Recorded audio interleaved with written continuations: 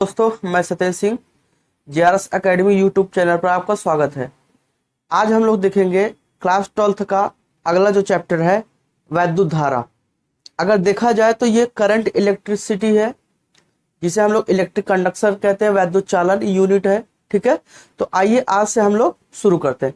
कुछ किताबों में ये चैप्टर क्या कहते हैं, तीसरे चैप्टर के रूप में माना जाता है, और कुछ किताबों में ये 5वें चैप्टर के रूप में माना जाता है। ठीक है, तो आइए हम लोग यहां से देखते हैं। अब तक हम लोगों ने बच्चों देखा था इलेक्ट्रोस्टैटिक,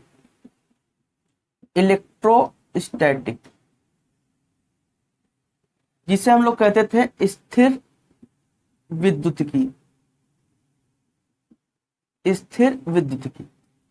हम लोगों ने इलेक्ट्रोस्टैटिक में देखा था चार्ज के बारे में, हम लोगों ने पढ़ा था। चार्ज बोले तो आवेश, और ये आवेश तब पढ़ा था, आवेश कब था? स्टैटिक आवेश था। स्टैटिक आवेश, या हम कह सकते हैं जो चार्ज हमारा था वो किस में था? रेस्ट में था। अगर चार्ज रेस्ट में होता है तब हम अगर उसका स्टडी करते हैं तो वो कहलाता है इलेक्ट्रोस्टैटिक। और जब हमने स्टडी किया तो इसमें से कई चीजें निकल के आई। पहला नंबर हम लोगों ने देखा कि यहाँ जो चार्ज है इलेक्ट्रोस्टैटिक, जब चार्ज रेस्ट के कंडीशन में होता है, विराम की स्थिति में होता है, स्टैटिक रुका हुआ होता है, तो उसमें हम लोगों ने देखा कि चार्ज पर क्या लगा था बच्चों? फोर्स लगा था, बल लगा था, जिससे हम लोग वैद्युत बल नाम देते थे। ठीक है, फिर हम लोगों ने देखा था बच्चों कि यहाँ पर उस चार्ज वो बल कहां तक लगता था? जहां तक उसका फील्ड होता था, क्षेत्र होता था, और उसी फील्ड को हम लोग नाम देते थे इलेक्ट्रिक फील्ड नाम देते थे। क्या नाम देते थे बच्चों? इलेक्ट्रिक फील्ड नाम देते थे। ठीक है, और ये फील्ड कहां तक होता था? जहां तक वैद्युत बल रेखाएं उपस्थित होती थी। ठीक है, अब हम यहां बात करेंगे कि इस फील्ड के बाद उसमें क्या देखने को मिला था? उसमें वोल्टेज या पोटेंशियल देखने को मिला था। क्या देखने को मिला था? पोटेंशियल, जिसे हम लोग कहते हैं बच्चों विभव। और आप जानते हो कि जो विभव होता है वो एक प्रकार का क्या होता है? एनर्जी होती है। क्या होता है? एनर्जी होती है, ऊर्जा होता है। ठीक है, ऊर्जा होता है। अब ये ऊर्जा किस में होता है बच्चों? तो जो आवेश होता है उसी में क्या होता है? ऊर्जा उपस्थित होती है। ठीक है, जो चार्ज होता है उसी में ऊर्जा क्या होती है? उपस्थित होती है। तो आज हम बात करेंगे कि जो चार्ज था, क्या कहते हैं, अब तक किस में था? रेस्ट में था, रुका हुआ था। रुके हुए चार्ज का हम लोग अब तक स्टडी करते थे, अध्ययन करते थे, और उसमें देखते थे क्या क्या घटनाएं देखने को मिलती है। ठीक है, अब हम जो देखेंगे, हम लोग बच्चों बात करेंगे इलेक्ट्रिक चार्ज। ये जो चार्ज है, अगर ये चार्ज बच्चों मोशन में हो जाए तब क्या होगा? मतलब गति में हो जाए, गति में अगर ये क्या कहते हैं चार्ज हो जाए तब क्या इफेक्ट देखने को मिलेगा? इसी के बारे में आज हमें अध्ययन करना है, स्टडी करना है इस चैप्टर के अंतर्गत। ठीक है, जिसे हम लोग क्या कहते हैं? वैद्युत चालन कहते हैं, या बच्चों हम लोग कहते हैं वैद्युत धारा चैप्टर। वैद्युत धारा चैप्टर और किरचॉफ का नियम दोनों एक में ही है। ठीक है, लेकिन हम दोनों अलग अलग पढ़ाएंगे, वैद्युत धारा अलग लेके चलेंगे, अपवाह वेग, वेग प्रवणता, ये सब पूरा हम लोग देखेंगे। उसके बाद फिर हम लोग देखेंगे किरचॉफ का नियम। ठीक है, तो बच्चों उम्मीद करता हूं जो पिछला हमारा लेक्चर था वो आपको अच्छे से समझ में आया होगा, और आप लोग अच्छे से, थोड़ा बीच में हमारी गैपिंग हो गई थी, हमने वीडियो डाला नहीं, तो अब हमारा परमानेंट वीडियो जाएगा, हमेशा कंटिन्यूटी हमारी बनी रहेगी।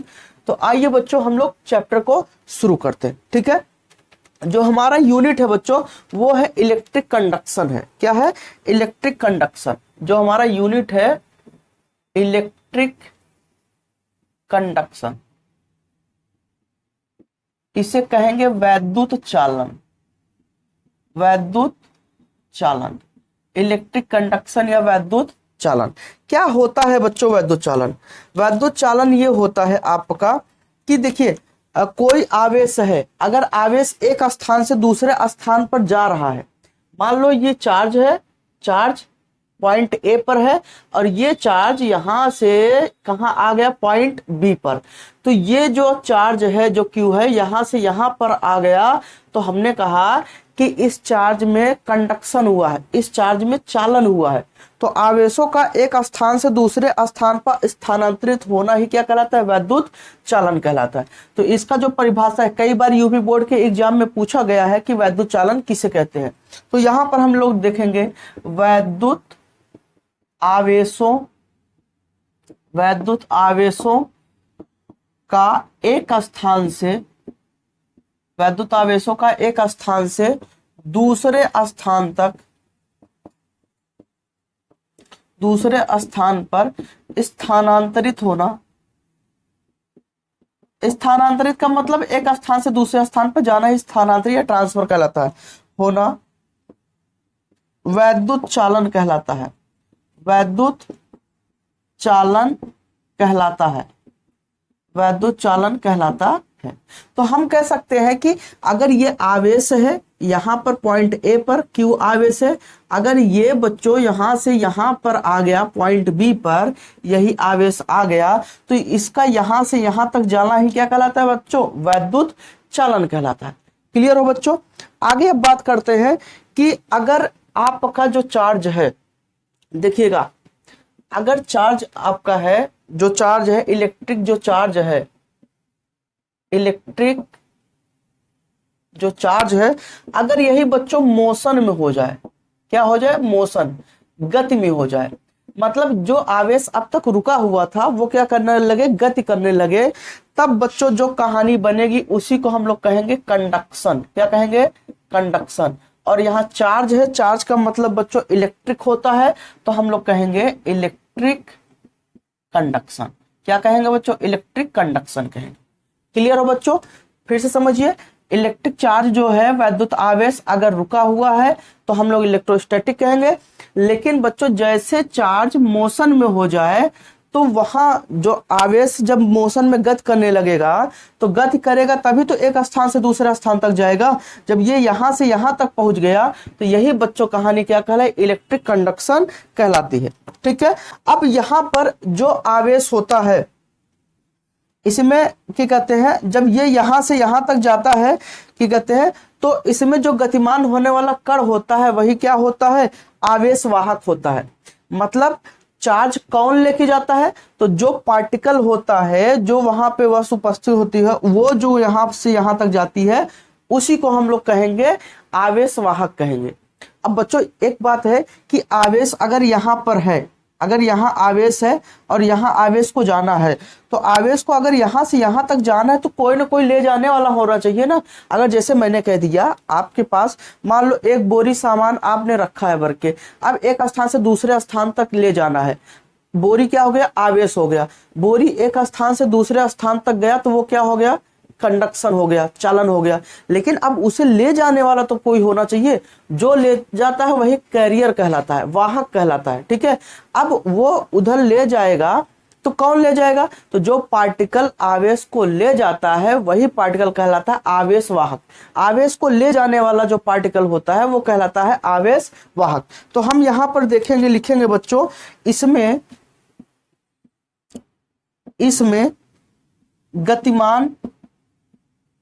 गतिमान आवेश,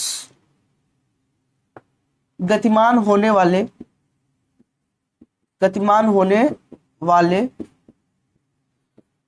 कण आवेश वाहक कहलाते हैं। गतिमान होने वाले कण आवेश वाहक कहलाते हैं। इसे बच्चों हम लोग क्या कहेंगे? Charge carrier. ठीक है बच्चों, चार्ज कैरियर आवेश वाहक कहलाते हैं, आवेश वाहक कहलाते हैं। इसमें जो गतिमान होने वाला जो पार्टिकल होगा, जो आवेश वाहक होगा, जो पार्टिकल ले जाएगा आवेश को, वही कहलाएगा आवेश वाहक। ठीक है बच्चों। अब हम देखेंगे कौन आवेश को ले जाता है, कौन नहीं ले जाता है, इसके बारे में आगे हम बात करेंगे। तो उम्मीद करता हूं ये चीज आपको समझ में आया होगा। अब बच्चों देखते हैं यहां पर इसके आगे,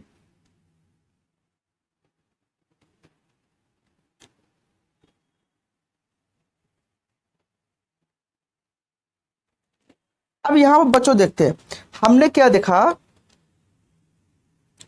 जब इलेक्ट्रिक चार्ज जब इलेक्ट्रिक चार्ज बच्चों मोशन में होगा, गति में, मतलब देखिए मोशन होने का मतलब क्या है, इलेक्ट्रिक चार्ज ऐसे ऐसे भी चल सकता है, इलेक्ट्रिक चार्ज ऐसे चलेगा जब, लेकिन इलेक्ट्रिक चार्ज एक निश्चित दिशा में चलेगा, एक निश्चित दिशा में चलेगा, तब क्या होगा, अगर मोशन में होगा, गति में होगा, तो बच्चों अगर ये मोशन में होगा तो मोशन में होने का मतलब क्या है, मतलब एक फिक्स्ड डायरेक्शन होना चाहिए। क्या होना चाहिए, एक फिक्स्ड डायरेक्शन होना चाहिए, ठीक है। दूसरा नंबर उसका कांस्टेंट वेलोसिटी होनी चाहिए। क्या होनी चाहिए, कांस्टेंट वेलोसिटी होनी चाहिए। एक निश्चित दिशा होनी चाहिए, फिक्स्ड डायरेक्शन को हम लोग कहेंगे निश्चित दिशा। एक निश्चित दिशा में वो गति करे, ये नहीं कि उल्टा सीधा चलने लगे तो हम उसे इलेक्ट्रिक करंट नहीं करेंगे, ठीक है। निश्चित दिशा होनी चाहिए। दूसरा नंबर कांस्टेंट, मतलब नियत वेग होना चाहिए।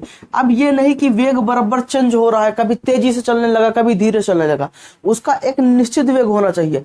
अगर जो चार्ज पार्टिकल है, जो आवेश है, अगर वो 5 मीटर प्रति सेकंड के वेग से चल रहा है तो हमेशा इसी वेग से ही चलेगा। ये नहीं कि ये हमेशा बदलता रहेगा, कभी 5 हो जाएगा, कभी 6 मीटर पर सेकंड हो जाएगा, ऐसा नहीं है।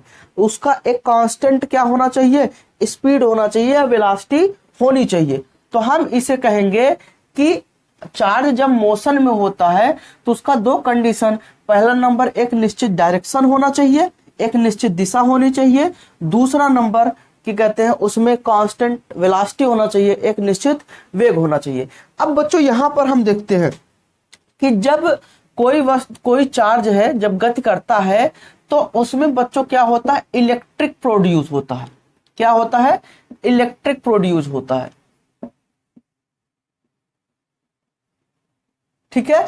इलेक्ट्रिक प्रोड्यूस्ड होता है, उत्पन्न होता है, वैद्युत उत्पन्न होता है। क्या उत्पन्न होता है, वैद्युत, वैद्युत उत्पन्न होता है। और यही जो वैद्युत उत्पन्न होता है, यही बच्चों वैद्युत हम लोग का क्या कहलाएगा, करंट इलेक्ट्रिसिटी। क्या कहलाएगा बच्चों, करंट इलेक्ट्रिसिटी।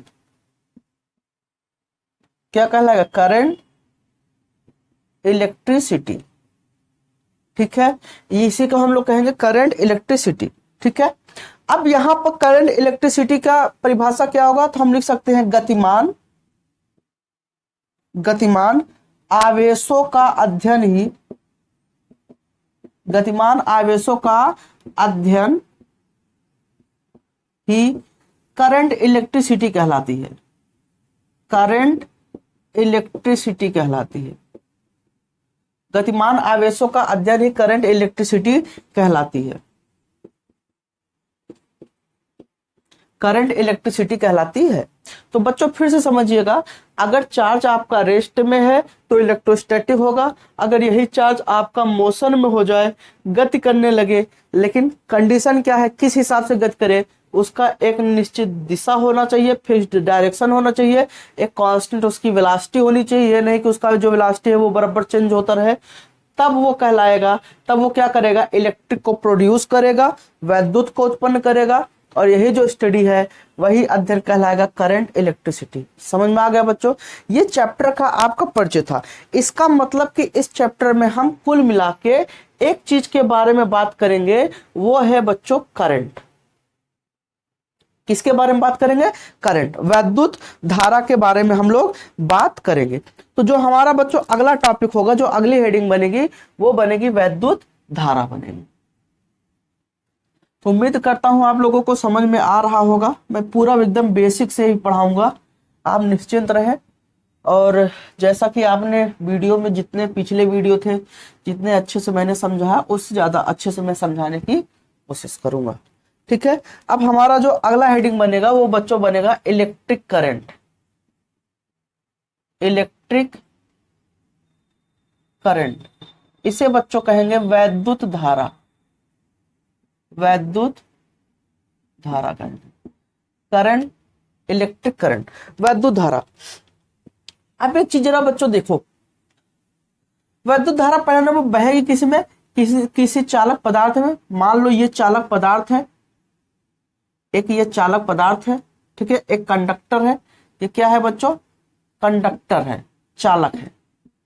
ठीक है, ये एक चालक पदार्थ है।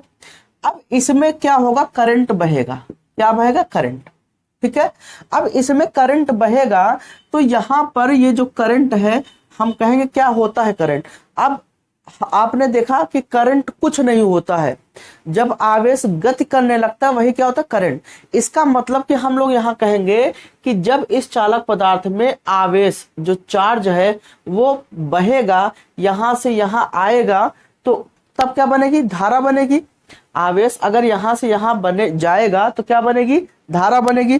तो अब इस आवेश में जरा समझिएगा, ये आवेश, तो आवेश अगर इसका हम एक पार्टिकुलर क्षेत्र ले ले, एक निश्चित बिंदु ले ले, मान लो बच्चों ये वाली बिंदु है, ये वाली बिंदु है यहां से, तो इस बिंदु से एक निश्चित समय हम टी मान लेते हैं, चाहे वो 1 सेकंड हो, चाहे 2 सेकंड हो, चाहे 4 सेकंड हो, मतलब एक निश्चित क्या होना चाहिए, बिंदु होना चाहिए। ठीक है, एक निश्चित बिंदु होना चाहिए। अब यहां से एक निश्चित बिंदु से किसी निश्चित समय में जितना आवेश जाएगा यहां से इस इतने स्थान से, वही बच्चों क्या कहलाएगा, धारा कहलाएगा। हम कह सकते हैं किसी चालक के एकांक बिंदु से प्रवाहित होने वाले एकांक समय में आवेश को ही हम क्या कहेंगे, वैद्युत धारा कहेंगे। ठीक है बच्चों, हम लोग क्या कहेंगे, आवेश प्रवाह की दर को वैद्युत धारा कहते हैं। अब यहां पर इसकी परिभाषा लिखने के लिए आती है, तो हम इसकी यहां परिभाषा लिखेंगे, किसी चालक में एकांक समय में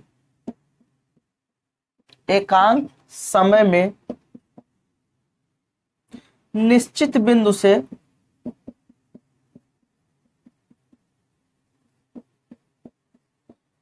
प्रवाहित होने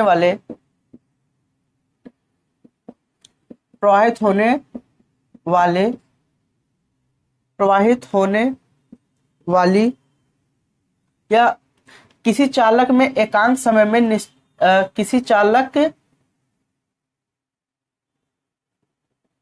चालक से एकांक समय में निश्चित बिंदु से प्रवाहित होने वाली आवेश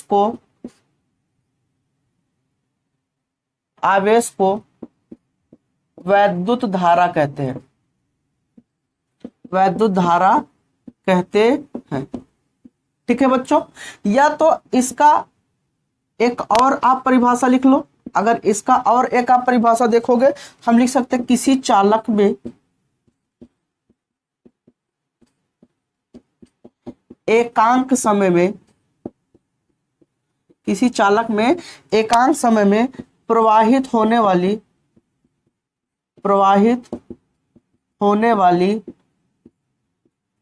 धारा को, प्रवाहित होने वाली आवेश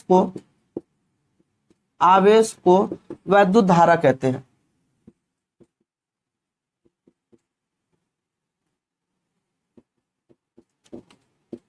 प्रवाहित होने वाले आवेश को वैद्युत धारा कहते हैं।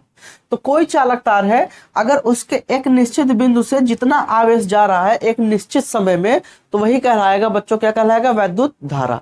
ठीक है, अब यहां बात आती है कि वैद्युत धारा को किससे हम प्रदर्शित करते हैं। ठीक है, किससे हम प्रदर्शित करते हैं। तो अब देखो बच्चों, अब ये आवेश जब जाता है तो अच्छा, उसके बारे में आगे बात करेंगे। तो यहां अब देखेंगे, यहां पर अब देखते हैं कि वैद्युत धारा जो होता है, वैद्युत धारा को स्मॉल आई से प्रदर्शित करते हैं, दर्शाते हैं या दिखाते हैं। ठीक है, अगर हम देखें वैद्युत धारा बराबर क्या होगा, वैद्युत धारा बराबर क्या होगा बच्चों, आवेश बट्टा क्या होगा, समय। वैद्युत धारा को आई से, आवेश को क्यू से, समय को टी से, तो आई बराबर क्यू अपान क्या हो जाएगा, टी हो जाएगा। तो हम कह सकते हैं वैद्युत धारा बराबर आवेश बट्टा क्या होता है, समय होता है, जैसा कि आप लोगों ने कक्षा 10 में पढ़ा है। ठीक है बच्चों, अब यहां पर हम बात करते हैं कि एक चीज और जानते हैं। ये तो एक फार्मूला हो गया, लेकिन इसी में हम कुछ और संशोधित कर सकते हैं, कुछ और ऐड कर सकते हैं। जैसे समीकरण इसे 1 मान ले, ये आपका पहला फार्मूला बन गया।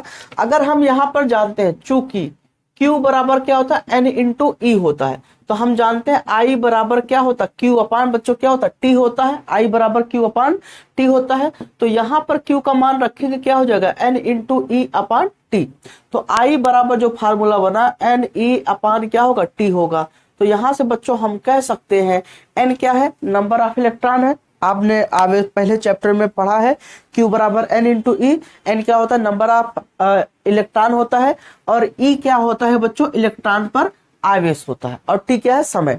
तो जो हमारे पास धारा का ये हमारा दूसरा फार्मूला बन गया। तो जो हमारे पास कुल मिला के धारा का फार्मूला आया वो Q अपान T आया, या इसी को N E अपान हम T भी कह सकते हैं। दो के दोनों फार्मूलों का यूज हमें देखने को मिलता है। ठीक है बच्चों, तो ये आपका क्या था आवेश के बारे में था। अब यहाँ पर बच्चों आवेश के बारे में आगे हम और बात करेंगे। अब ये आवेश जब जाता है तो बच्चों हमने एक चीज बताया, स्टार्टिंग में हमने बताया कि आवेश में क्या होता है, वैद्युत बल होता है। आवेश के द्वारा क्या लगता है, वैद्युत बल होता है, वैद्युत क्षेत्र होता है, और उसमें क्या होता है वैद्युत विभव। अगर वैद्युत विभव आप जानते हो कि क्या होता है एक प्रकार की ऊर्जा, तो हम कह सकते हैं कि जो आवेश होता है वो ऊर्जा को, आवेश के द्वारा ही क्या होता है एनर्जी जाती है। ठीक है ना, आवेश के द्वारा ही क्या होता है एनर्जी जाती है। और आप लोगों ने पढ़ा है कक्षा 10 में, आप लोगों ने पढ़ा है V बराबर I इंटू आर, ओम का नियम V प्रोपोर्शनल I आपने पढ़ा था। तो अब यहाँ पर आप कहते हो विभव धारा के क्या होता है अनुक्रमानुपाती होता है, आपने पढ़ा, आगे इस चैप्टर में भी आप पढ़ोगे। तो आपने देखा कि जितना ज्यादा वोल्टेज रहेगा उतना ज्यादा क्या होगा करंट रहेगा। तो अब वोल्टेज तब जाएगा जितने ज्यादा आवेश क्या करेंगे ऊर्जा को ले जाएंगे, एनर्जी को ले जाएंगे, तभी तो वोल्टेज बढ़ेगा।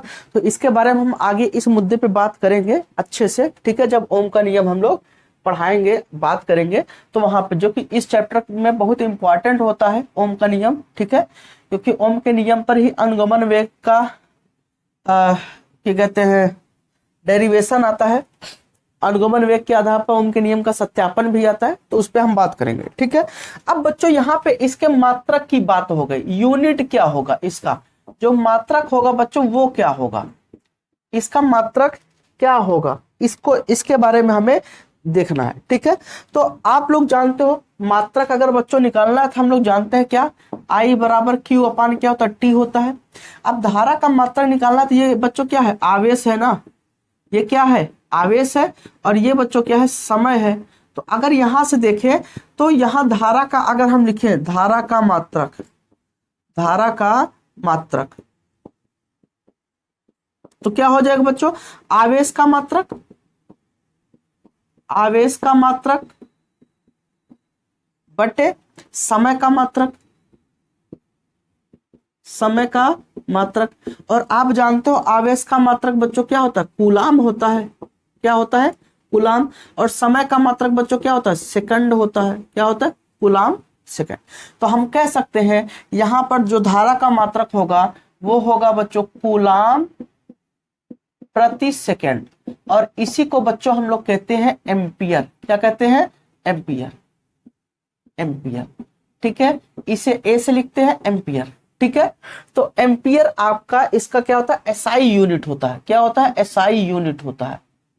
वैद्युत धारा का जो एसआई यूनिट होता है वो क्या होता है एम्पियर होता है बच्चों। ठीक है, ये इतनी बात हो गई। ठीक है, अब यहां पर हम लोग क्या कहेंगे कि इसका जो डायमेंशनल फार्मूला होता है, डायमेंशनल फार्मूला जो होता है या हम लोग कह सकते हैं विमीय सूत्र होता है। तो अगर बच्चों हम बात करें देखें कि जो वैद्युत धारा होता है, जो इलेक्ट्रिक करंट होता है वो क्या है एक मूल राशि है।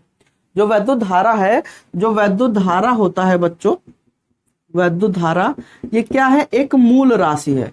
और आप जानते हो मूल राशि का जो विमीय सूत्र होता है तो वो बच्चों क्या होगा विमीय सूत्र क्या होगा ए होगा।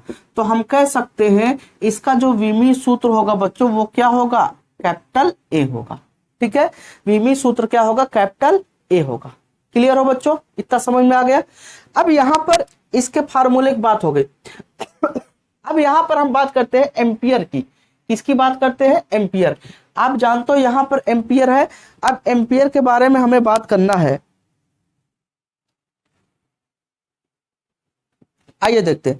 अब यहाँ पर एम्पियर के बारे में हमें बात करना है, क्या होता है एम्पियर। ठीक है, तो हम हेडिंग डालेंगे 1 एम्पियर, 1 एम्पियर, क्योंकि ये भी बच्चों कई बार पूछा गया है आपके यूपी बोर्ड के एग्जाम में, और जितने भी स्टेट बोर्ड हैं उनमें भी पूछा जाता होगा। ठीक है, और ये जब भी आता है 1 नंबर में ही आता है। ठीक है, तो हम बात करेंगे यहाँ पर 1 एम्पियर। हेडिंग डालिए 1 एम्पियर। 1 एम्पियर बच्चों क्या होता है, इसी को हमें क्या करना है, 1 एम्पियर को परिभाषित करना है। ठीक है, डिफाइन करना है। हम लोग जानते हैं बच्चों आई बराबर क्या होता है, Q अपान टी होता है। ये बच्चों क्या है, आवेश है। ठीक है, ये क्या है, समय है। ये क्या है, समय।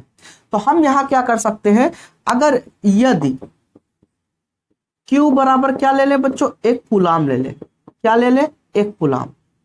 और T बराबर बच्चों क्या ले ले, 1 सेकंड ले ले। तब बच्चों जो धारा होगी I बराबर क्या होगा, 1 कूलाम, 1 कूलाम बटा 1 सेकंड, 1 कूलाम बटा 1 सेकंड। और यही बच्चों क्या कहलाएगा, 1 और कूलाम प्रति सेकंड बच्चों क्या हो जाएगा, एम्पियर। क्या हो जाएगा, एम्पियर हो जाएगा। कूलाम प्रति सेकंड बच्चों क्या हो जाएगा, एम्पियर हो जाएगा। तो हम कह सकते हैं किसी चालक पदार्थ में अगर 1 सेकंड में 1 कूलाम आवेश प्रवाहित होता है तो उससे प्राप्त होने वाली धारा 1 एम्पियर कहलाती है। ठीक है, देखिए यही समझिए, ये फिजिक्स है। फिजिक्स में आप परिभाषा, इन चीजों का परिभाषा आप यही फार्मूले से बनाओगे। हम कहेंगे धारा किसमें प्रवाहित होता है बच्चों, किसी चालक पदार्थ में ही तो प्रवाहित होता है। अब किसी चालक पदार्थ में अगर हम कहें बच्चों, जरा समझिएगा,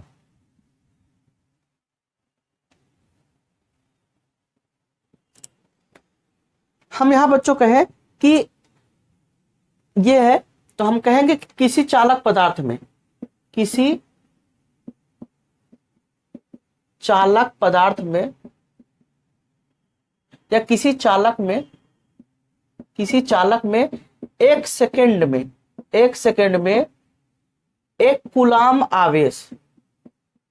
ठीक है, 1 सेकंड में 1 कूलाम आवेश प्रवाहित होता है, क्योंकि जब तक आवेश बहेगा नहीं, फ्लो नहीं होगा, तब तक बच्चों क्या होगा, वहां पर धारा प्रवाहित नहीं होगी। 1 कूलाम आवेश प्रवाहित होता है, प्रवाहित होता है, होता है, तो उससे प्राप्त होने वाली धारा, तो उससे प्राप्त होने वाली धारा 1 एम्पियर होती है। 1 एम्पियर कहलाती है या 1 एम्पियर होती है, 1 एम्पियर कहलाती है। बच्चों कई बार आपका पूछा गया है, तो इसे आप ध्यान में रखिएगा। ठीक है, कोई दिक्कत नहीं ना। तो ये इतना आपके किसके बारे में था, आवेश के बारे में था। ठीक है, आवेश के बारे में था, क्या होता है 1 एम्पियर, क्या होता है, ये सब आपका था। क्लियर हो बच्चों। तो आज की इस वीडियो में इतना ही। उम्मीद करता हूं धारा के बारे में आपको बहुत अच्छे से समझ में आया होगा। ठीक है, आप संतुष्ट होंगे। अगर आपने हमारे चैनल को सब्सक्राइब नहीं किया तो जरूर कर लें, और वीडियो को जरूर लाइक करें, और ज्यादा से ज्यादा अपने दोस्तों में शेयर करें, अपने दोस्तों को बताएं। ठीक है, ताकि वो भी अच्छे से तैयारी कर सके। ठीक है बच्चों, थैंक यू।